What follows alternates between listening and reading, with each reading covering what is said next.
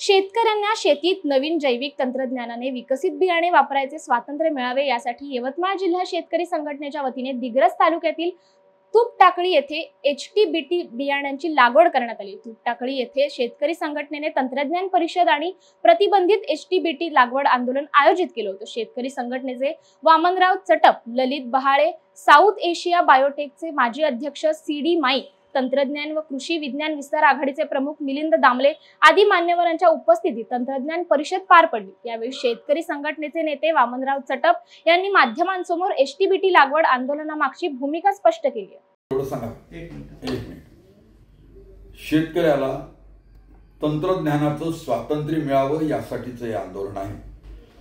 जगामध्ये जागतिकीकरण, उदारीकरण आणि खाजगीकरण, खुली व्यवस्था सुरू झाल्यानंतर सुद्धा शेती क्षेत्रामध्ये खुली व्यवस्था आली नाही। एखाद्याला मोबाईल घ्यायचा तर इजी घेता येते, पण बियाणं कोणतं लावावं सरकार ठरवेल ते। आणि म्हणून जगामध्ये जे जैविक तंत्रज्ञान वापरून GM टेक्नॉलॉजीचं बियाणं आलेलं आहे ते बियाणं पहिले BT1, BG1, BT2, BG2 हे लावायला परवानगी आहे, पण नवं आलेलं मॉडिफाईड जे काही GM टेक्नॉलॉजीचं HTBT बियाणं आहे ते लावायला बंदी आहे। पण त्याचा राजरोस सीड तयार करण्याचं काम तेलंगणा, आंध्र प्रदेश आणि गुजरातमध्ये होतं। फक्त इथे आणून ते विकायला लावायला बंदी आहे। म्हणून आम्ही सविनय कायदेभंग केला।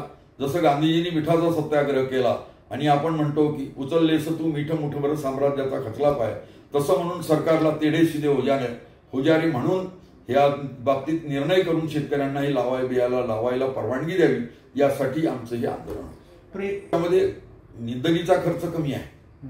सगळ्यात महत्वाचं म्हणजे जो 40% लेबर कंपोनंटवरचा खर्च आहे तो कमी आहे। आणि दुसरं महत्वाचं म्हणजे जे आता पहिले बोंडअळी येत होती म्हणून हे बियाणं BT आलं, नंतर आता गुलाबी बोंडअळी होती त्यालाही ते प्रतिबंधक आहे। म्हणजे शेतकऱ्यांचं पीक वाचवायला सोयीचं आहे, उत्पादन खर्च कमी करायला सोयीचं आहे। आणि त्यामुळे हे बियाणं वापरायला संधी द्यावी, कारण शेतकऱ्याला बरं वाईट निवडायचं स्वातंत्र्य त्याला आणि ते निवडीचं स्वातंत्र्य त्याला असलं पाहिजे।